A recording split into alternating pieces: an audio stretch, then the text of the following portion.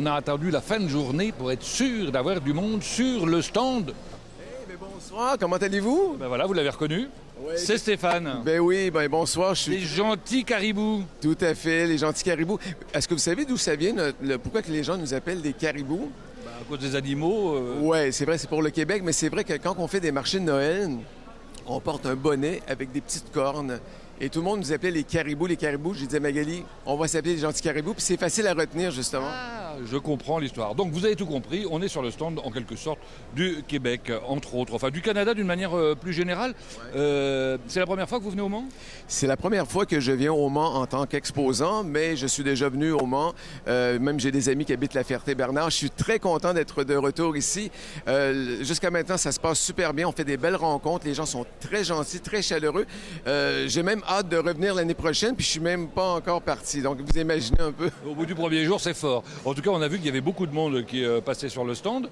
Qu'est-ce qu'ils viennent chercher? Ils viennent chercher les spécialités québécoises. Tout à fait. Et aussi, les gens, ils viennent nous raconter des anecdotes. Ah bon? Les gens nous disent, ben écoutez, ma petite fille, elle est partie au Canada, ça se passe bien. Il y a des gens, justement, oui, qui viennent faire des provisions. Il y a des gens qui ont déjà goûté auparavant en vacances à certains produits. Donc, ils sont contents de retrouver la multitude de gammes qu'on peut proposer. Alors bon, on connaît le sirop d'érable, évidemment. Ça là-dessus, vous n'allez pas nous apprendre grand-chose, j'allais dire. Est-ce qu'il y a des choses un peu originales qu'on ne connaît pas? Oui, tout à fait. On a ici le cidre de glace.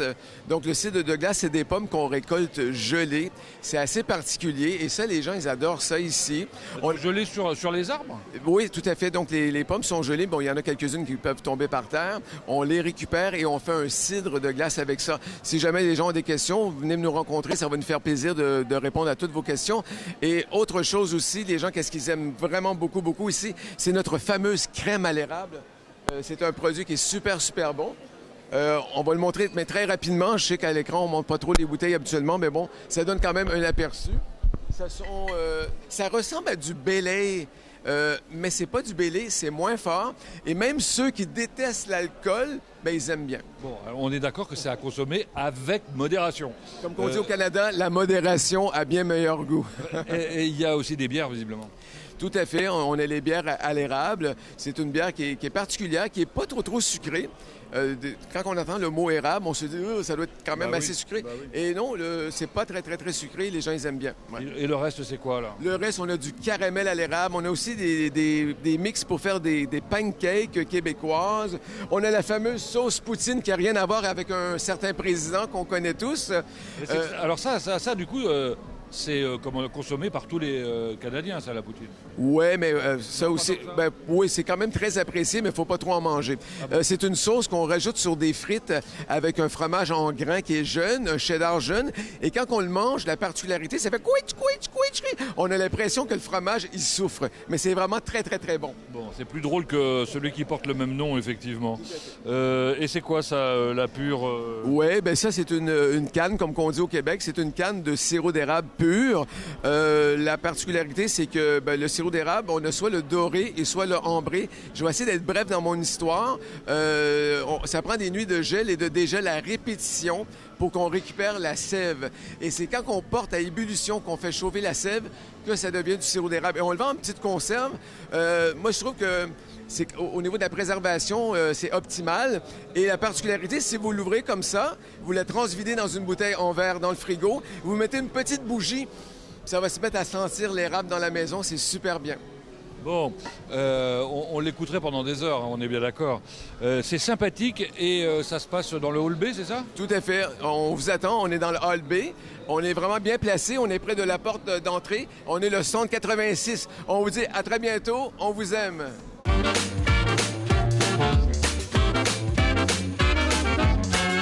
Dans cette rotonde, c'est étonnant. C'est vrai qu'on n'y vient pas si on n'a pas besoin de meubles. Eh bien, on a tort, parce qu'on y découvre des choses intéressantes.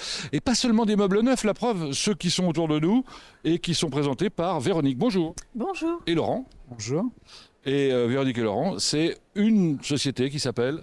Hélène Antiquité. C'était qui, Hélène? Ma grand-mère s'appelait... Et Hélène faisait quoi? Rien à voir, mais c'était son prénom qu'on a choisi en mémoire de notre grand-mère. Elle devait bien faire la cuisine ou quelque chose comme ça. Oui, elle faisait bien la cuisine. Et c'était bon, elle faisait des bons petits plats? Oui, tout à fait. Bon. Alors, racontez-moi, là autour de moi, j'ai combien de Chesterfield là? Là, on a une bonne quinzaine de Chesterfield, on a une douzaine de fauteuils Chesterfield, tous vintage, ils viennent tous d'Angleterre. Je suis allé les acheter là-bas en Angleterre, je les ai sélectionnés sur place. Vintage, ça veut dire quelle année à peu près? Ça a à peu près une vingtaine d'années, 15 ans, 15-20 ans, ça dépend des modèles, hein, voire plus vieux. Ah, mais parce qu'ils sont passés à notre atelier, ma sœur s'occupe de les passer avec du baume à cuir, des teintes à cuir aussi, on les peaufine en atelier. D'accord. Alors, le Chesterfield a le vent en poupe en ce moment ou pas? Ça a toujours eu le vent en poupe, en fait. Ah, c'est vrai? Ouais, oui, oui. C'est indémodable, quoi. C'est indémodable. C'est intemporel. Ce qu'on dit, ça va aussi bien avec du meuble ancien que des choses contemporaines. Alors ça, c'est pas faux. Et alors, ce qui est intéressant, c'est qu'on voit aussi des nuances en termes de couleurs qui sont intéressantes. Oh, tout à fait. Chez les Anglais, ils arrivent à faire des nuances. C'est leur patine à eux, en fait. Ça va pas être Bordeaux-Franc, il va y avoir une pointe de noir dedans. Oui, c'est un peu comme le vert anglais sur les voitures. C'est inimitable, quoi, d'une certaine manière. Tout à fait. Bon, le cuir, c'est quoi? C'est du cuir, c'est de la vachette. Voilà, plein de fleurs. C'est solide? Oui, c'est solide, c'est résistant, hein, et puis c'est joli. Oui, évidemment. Bon, et alors, au-delà des... C'est ça que vous vendez ici, clairement. On a aussi quelques petites consoles, des tables basses. Enfin, je sais pas comment ça s'appelle. C'est des tables basses, des tables gigognes, en fait. Parce qu'elles s'encastrent toutes, en fait. Et qui viennent d'Angleterre aussi? Ça vient d'Angleterre, mais en fait, c'est suédois d'origine, en fait. Ah bon? Oui. C'est du meuble scandinave, exactement. Hein, des années 70. Voilà, c'est du design, c'est un peu la déco, la demande actuelle dans la jeune génération. Alors, si c'est du tech, ça veut dire que c'est du super solide, ça. Et lourd. Oui, mais enfin, quoi que les petites tables là sont assez légères à transporter. Hein. C'est pas du mastoc comme on voit dans le neuf, excusez-moi, mais c'est très mastoc dans le neuf. Bon, critiquez pas vos voisins. Vous faites la foire tous les ans? Non, c'est la première fois qu'on l'a fait. Ah, c'est vrai, c'est un test en fait. C'est un test, exact. Très bien. Bon, ben voilà. Si ça vous plaît et que vous avez envie de découvrir, c'est Hélène Antiquité. Sinon, c'est à Guescélard, évidemment. C'est à Guescélard, exact, et tout à fait. Je connais mes je sais pas comment on dit, mes classiques. Voilà. Hein. Courage.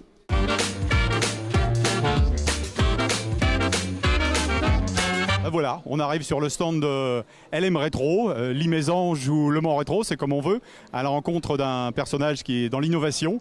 Il va nous expliquer ce qu'il fait justement, puisqu'il travaille dans la 3D. Bonjour, donc mon but c'est de reproposer toutes sortes de pièces détachées à partir d'une pièce cassée que le client nous confie. Donc on refabrique à partir d'un scan ou d'un dessin pour la refabriquer avec l'impression 3D. Alors donc, comme je disais tout à l'heure, vous n'êtes pas spécialisé que dans l'automobile, puisqu'on voit sur le dessin derrière une voiture. Vous êtes aussi ouvert à tout, c'est-à-dire que tous les clients peuvent vous amener du matériel. Lorsque la pièce est réparée, vous êtes en mesure de la refaire. Exactement, donc on vient nous voir pour la motoculture, pour les robots ménagers ou tout autre matériel. On travaille aussi en sous-traitance pour l'industrie avec la fabrication de prototypes ou d'outillages bien spécifiques. Alors Lee, ce n'est pas votre premier métier, vous êtes en pleine reconversion, c'est pour répondre aussi, vous sentez, à une demande croissante dans ce domaine? Exactement, donc à la base j'ai eu beaucoup de voitures qui sortaient de l'ordinaire, donc il y avait un manque de pièces détachées. Mon but était de proposer une solution à ce manque et j'accorde beaucoup d'importance à l'écologie, au fait de ne pas jeter, donc je propose à tous une solution de réparation à faible coût. Lee, ce sont aussi des propositions, j'imagine, d'un point de vue économique qui sont réduites. Ça coûte moins cher que d'acheter une pièce forcément neuve ou de la refaire ou de la commander chez un garagiste ou chez un spécialiste. Oui, donc la plupart du temps elles ne sont plus disponibles, donc on est la dernière chance. Ou sinon la pièce détachée fait partie d'un ensemble qui se révèle être très coûteux, donc nous on propose les pièces vraiment uniques à faible coût. Et vous êtes installé à Saint-Ouen-en-Belin. Exactement. Merci Lee.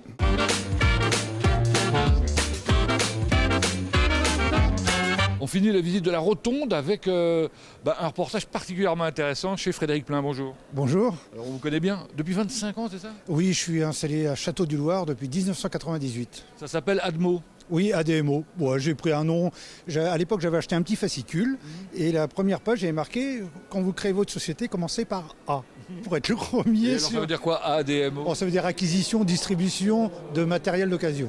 Voilà, pas grand-chose. Mais en fait, c'est loin de votre réalité. Votre réalité à vous, votre métier, c'est ébéniste. Oui, je suis ébéniste, j'ai un CAP d'ébéniste. Mon grand-père était ébéniste et mon père était ébéniste. C'est quoi la différence entre la menuiserie et l'ébénisterie? Alors la menuiserie, c'est plus tout ce qui touche l'intérieur de la maison, et l'ébénisterie, c'est plus l'ameublement, mais l'ameublement haut de gamme et de qualité. Alors ça, c'est aujourd'hui, c'est comme ça maintenant. Mais à l'époque, le menuisier fabriquait le meuble et l'ébéniste, lui, le recouvrait avec les différents matériaux type plaquage, incrustation, voilà. Vous l'avez poussé au maximum comment dirais-je, cet art, puisque vous avez mélangé au bois des matériaux qui étaient a priori pas adaptés. Effectivement, c'est l'idée. Après, je me suis aussi inspiré de ce que voulaient les clients et mélanger les matières, les matériaux. C'est aussi le rôle de l'ébéniste. Parce qu'à l'époque, il y avait des incrustations d'ivoire, de pierres précieuses, de cuivre, de laiton, de tout ce que vous voulez sur les meubles. Donc, alors aujourd'hui, on n'en est plus là. Mais bon, il y a des matériaux super sympas, même du plastique, pourquoi pas, du béton. Alors là, derrière la table qui est là... c'est de l'ardoise, oui. C'est carrément de l'ardoise. Oui, c'est de la vraie ardoise, oui. Oui. Et la table est neuve, là. Oui, c'est moi qui la fabrique sur mesure et c'est moi qui l'ai créée de A à Z. Parce qu'ici, on trouve à la fois du mobilier, alors du coup d'occasion, qui a été complètement restructuré et des choses totalement créées. C'est tout à fait ça, vous avez tout bien vu. Ici, c'est ça. Des fois, je joue avec les matériaux, des vieux bidons, des tiroirs, des casiers, et puis des fois, je conçois le meuble sur mesure de A à Z. Alors, vous créez une âme, hein. Je sais pas, qu'est-ce que c'était à l'origine, ça, hein? Vous avez affaire à un bidon d'essence. C'est un bidon d'essence. C'est des bidons d'essence que les gens mettaient dans leur voiture. Voilà. Puis c'est l'esprit steampunk, c'est-à-dire c'est un style rétro-futuriste. Voilà, ici vous en verrez quelques-uns. La fusée qui sort de nulle part là-bas. Voilà, c'est. Et à côté, à droite, hein. Alors ça, c'est un ancien amplificateur des années 1947 que j'ai revisité et pour en faire une lampe de salon. Donc voilà. Vous êtes ébéniste et électricien. Oui, on peut voir des choses comme ça. Ouais, puis alors, vous savez travailler le fer en plus, hein. Je me suis autodidacte dans ce domaine, donc effectivement, je soude, je plie. Est-ce qu'il s'ouvre le coffre-fort? Alors, oui, ça c'est une création, hein. C'est un vrai coffre-fort et j'ai créé tout ce système. Ah d'accord. Voilà. Alors donc par exemple, là vous avez un volant de machine à coudre. Là c'est un système d'une table à dessin. J'ai fixé tout ça.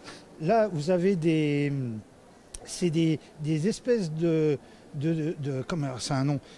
Vous trouvez ça dans le sol pour délimiter les espaces que j'ai mis. Et ça, évidemment, tout est fonctionnel, hein.